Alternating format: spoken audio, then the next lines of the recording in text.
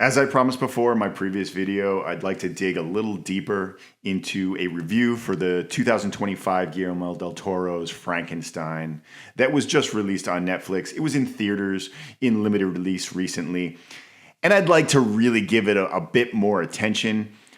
I just did a 11 greatest Frankenstein films ranked from worst to best.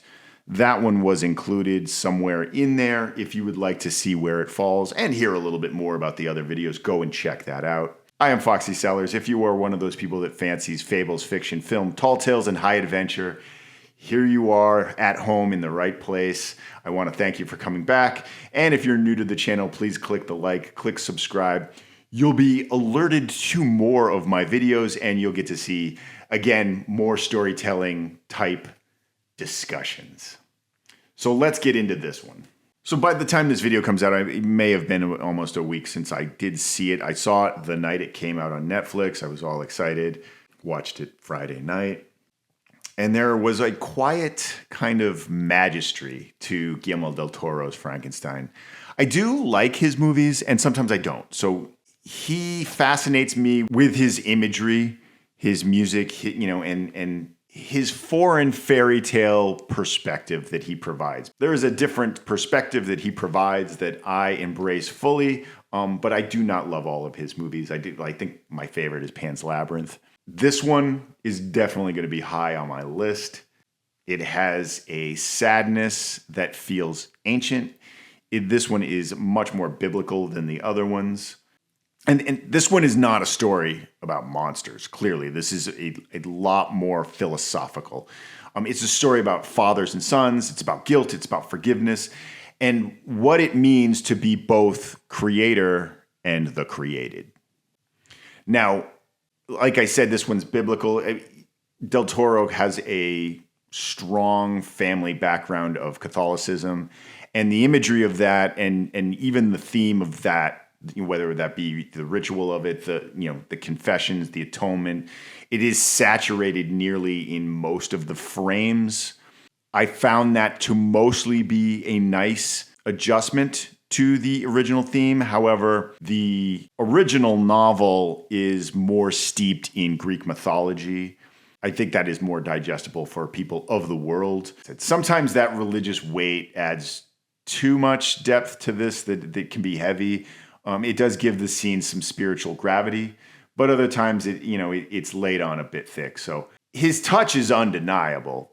That blend of flesh and faith is sacred to what clearly. I mean, anybody that's telling a story of how much heart they put into it, it adds to the flavor of the story. Now, where earlier versions may have treated Frankenstein creation as more of like kind of a science fiction, this one treats it on a meditation of divinity. He does bring back that big question that Mary Shelley first posed in her original story. If man makes life, does that make him God? And if so, does that being have a soul? And I don't know if this film answers that question, but it asks it again, and it asks you to think a little bit harder on that while watching this movie. The 1931 version famously did cut mention of the name Adam. The book does mention, just in kind of reference, the 1931 actually addressed him and they named him Adam. However, the studios actually forced them to cut that.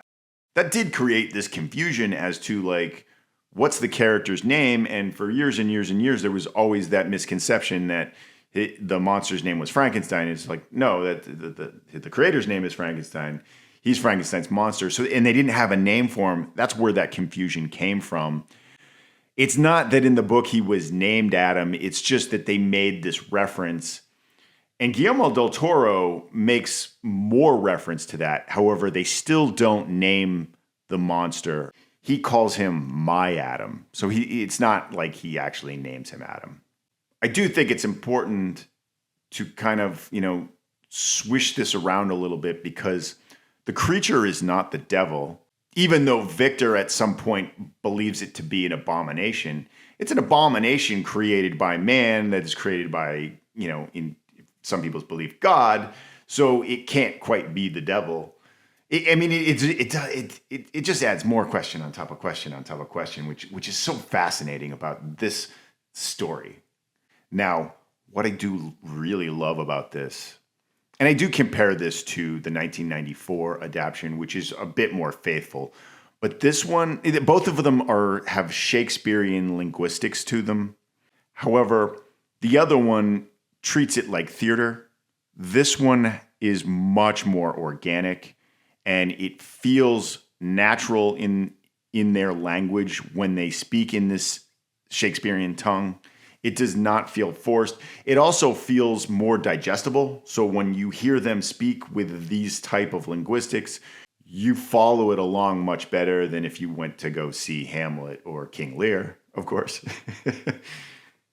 I'll add this. I feel as if the poetry of their speech, it was more so born out of grief, and not, it doesn't feel rehearsed in any way. It's kind of a spoken tragedy.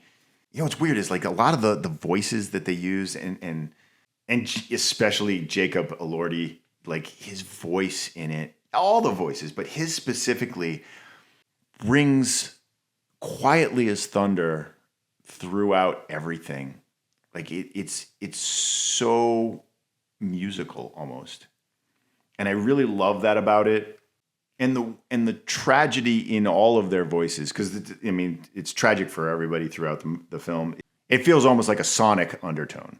Now, this version of the creature is much more authentic to Shelley's than any of the others, with the exception of Robert De Niro's. Robert De Niro's is more true to his values. However, this one probably is a bit closer to the visual look of what Frankenstein's monster would have been like. And, it's funny. As soon as I saw this, I couldn't stop thinking about Bernie Wrightson's illustrations from the graphic novel that he did in 1983, which was, he had a lifelong passion and enthusiasm for Mary Shelley's source material. And he had put together all of these illustrations of his version, his version is very true to Mary Shelley's, of the Frankenstein's monster and the story itself. And he had done like 60 plus illustrations of scenes from Mary Shelley's Frankenstein. And he was so enthusiastic about it. He wanted to produce a illustrated version of Mary Shelley's Frankenstein. And to fund it, he started releasing just these kind of volumes of his art. He released 3 volumes that had 60 plus different illustrations in them. And then he used the funds from that to finally in 1983 create his graphic novel, which was very successful. And it had an impact on me. I remember seeing it at times and being completely blown away. I used to copy some of the lines from that and definitely some of the model posture of the characters, especially the monster, of course. And it does this theme throughout where it shows up in Del Toro's version is like this character asking questions like, what am I? And like, am I loved? Do I have a soul? Like, are you my father? All of these things that are just painful to think. If you can't answer those questions, like where does that leave him? Now, getting back to Del Toro's film and comparing it to Shelley's book, it is framed through the eyes of Captain Walton in the reading of Victor's letters, and that's how the story is told in the book. I like this as an update to that, and I like that both exist because I'm not going to say one is better than the other. Now that I've seen that so many times or read that as such, I like now having this version where Victor tells the captain his version of the story, and you get everything up into, the point of where we see Victor now. Then the monster shows up, and he's learned to speak very eloquently, and he gives his version because there's a whole story that takes place after they part ways. And then that goes into a lot of the tidbits of scenes that occurred in the book, and they now are told from just a different perspective in the movie. I love some of the updates they had, especially his interaction as the Spirit of the Forest, where he feels like a member of this family that he's hiding in their barn, and he's like, how can I be a benefactor to them? And he starts harvesting their wheat or whatever it is. I forget what they're farming in the book, but he helps them, and it leads into something unique that helps answer a question for the audience, which is, how is he this strong? How is he able to rejuvenate? And he discovers that he's able to, almost like, it's not on the level of like Wolverine, where he's got the healing factor where like you shoot him and he heals right in front of you. Like, he heals, and he heals rapidly. They show you that he can't die. And that even makes this a more frightening dynamic, to see that like Victor Frankenstein has created an abomination that cannot be destroyed. And he discovers that at the end of the period with the family that, and it's funny, you get to have the scene with the blind man, which shows up so many times in so many of the versions of the story. That is here. The only thing is the family, and it's made up of a lot of hunters who have left to go after these wolves. But later on, they discover the monster with the blind man, and these wolves have attacked the blind man, and the monster is helping the blind man. But the family starts shooting Frankenstein's monster, and they leave him for dead. And that's when us as an audience discover a little bit more about the abilities that this creature has. Another large element that's here is William, who is the younger brother to Victor. He gets to grow up in this, and he's the one that's engaged to Elizabeth, not Victor.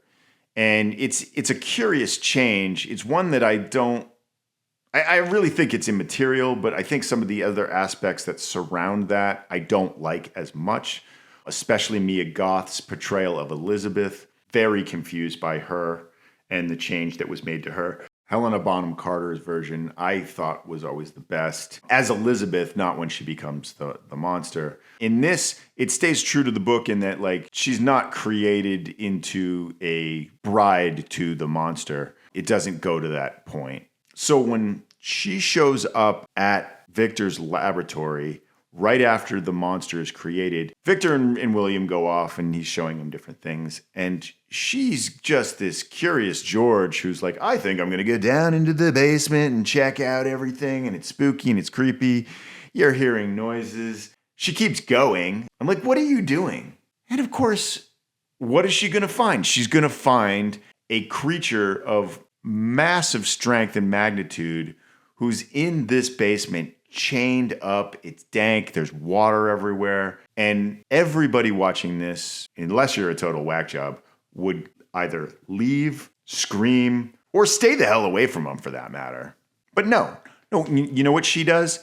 She's going to go up to him, and she's going to caress his face and rub his hair, and she's going to look deep into his eyes, and she's going to fall madly in love with him. And I'm not buying that, and that's probably my biggest problem with the film. I mean, it doesn't ruin it. I'm okay with that concept. I just didn't like how it unfolded. Strangely, she does share this tenderness with the monster. That's the love interest in the story here. It did improve some of the scenes because that element was there. I just don't absolutely love that change. I understand Del Toro wanted a moment of empathy for the monster, and I believe that's why it's there. It was too human too soon for this character. Victor himself is a different man altogether. I mean, he's less of a cold academic and more of a tortured artist, so to speak, entrepreneur, I would say. He's not a doctor. He is a doctor, but he's not the traditional sense of who you think a doctor would be. He's a visionary, and he's almost like a rock star, an intellectual rock star. His laboratory feels a lot like a concert hall because he's almost conducting, which is great. I mean, that is definitely a visual that's more awe-inspiring than somebody to try to understand the science of these things. So that's an excellent choice, I believe. He creates not from curiosity, but from vanity. So he does have a level of ego of this man trying to sculpt immortality with lightning. So it does give a more magnificent magnitude of his creationism. Now, Del Toro also deepens the creature, especially with his time spent in the wilderness. I did touch on the Spirit of the Forest sequence. He does find peace among these farmers. He's definitely a more tender character, even more so than the character in the book, but it does relate more to the book as far as his soul versus Brenna's version. But he does change a little, I don't want to say slower. He becomes more human versus Brenna's version. And even in Mary Shelley's novel, he's definitely more drawn to rage and vengeance. And I think that relates a lot closer to the scars, because this character doesn't have scars like the typical Frankenstein's monster that you're used to. There's no stitches there. He has this almost graphing that he's done that they almost needed to incorporate that because that allowed it to be a lot more of a beautiful creation. Now, you also have Christoph Waltz's character, which was not a character in the book at all. In the book, you have his best friend, Henry. This fills that hole. And it's interesting. I do feel like he's like the financer to this whole thing, because this whole thing would not be possible without his funds. And he does act as an alternate father figure. The father is, and I forgot the actor's name, but he's played by one of the elder Lannisters from Game of Thrones. What an unbelievable actor this guy is. I mean, this guy is next level. If you're putting together some sort of age-old period piece, this is one of the actors you want in it. He's for reals. He's a vicious dick of a dad to Victor. It's great because it does help you understand who he is, how he became this. And Del Toro did expand on this. So no longer is he this kind parent. He's a distant parent. He's cruel and he's domineering, and he's a man whose approval Victor never actually gets to earn. The addition of this does give a lot of weight, and it's that core theme of the sins of the father. Del Toro turns this generational curse into the film's theology, I believe. It touches on that concept because you do see a running theme with Victor later on and how he treats his creation, that we're all created in the likeness of our parents, and they're created in the likeness of their parents, and each passing that down, both love and damage that is inherited through the scripture of their teachings.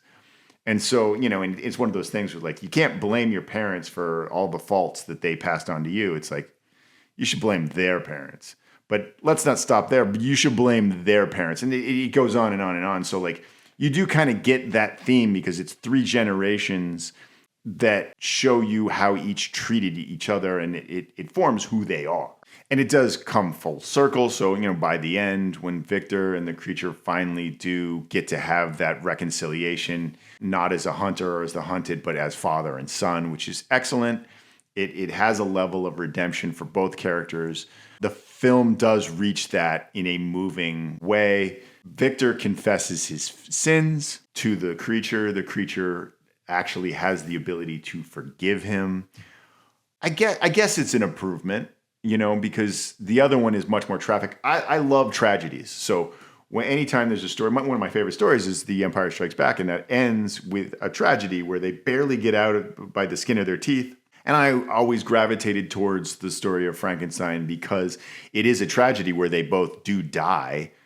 But this is the happy ending, and don't, if you haven't seen it, you shouldn't be watching this, by the way, if you haven't seen this, because I'm spoiling the hell out of it. But if you haven't seen it and you're like, I don't care, the ending does not feel like a fairy tale happy ending. It does tie up some of these painful wounds and scars that exist, and then allows for you as the viewer to have this level of hope.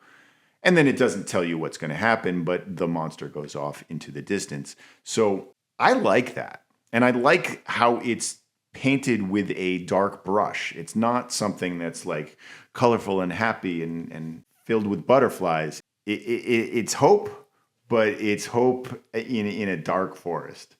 And it does allow you as the viewer to bat around that last question of, does the creature have a soul? Because he can forgive, even though he is damned. He does have the divinity to allow himself to grow to the level of forgiveness, which is a great thing. Del Toro's Frankenstein, it becomes this parable where not of man's arrogance, but of God's heartbreak. The father who creates and fails, yet still loves what he made. And that's interesting that he does kind of come around to that, like, because he did feel like he created this abomination, but it's like, no, I think I do love what I made. It's like going back to an old picture that you've drawn, and you're like, it's not actually that bad. There's some childlike innocence to it. And I love what has become of this, even though I didn't realize it, and even though the son who suffers yet learns to grow. The two are bound together in guilt and grace. And I kind of like that. So it's not a perfect movie, but it does wrestle with faith. So I like that. It is the rare adaptation that reminds us why Shelley's story does endure. Like so many people have gravitated towards this. And because it isn't about monsters, like I said, this is really a true, deep interjection into your own consciousness. It's about what it means to love something that is imperfect and to still believe there might be a soul inside the fallacy of the art that you've generated. I want to thank you for watching all the way to the end. I'm Foxy Cellars. If you would, click the like, click subscribe, and join me again for more in-depth discussions about storytelling. Thanks.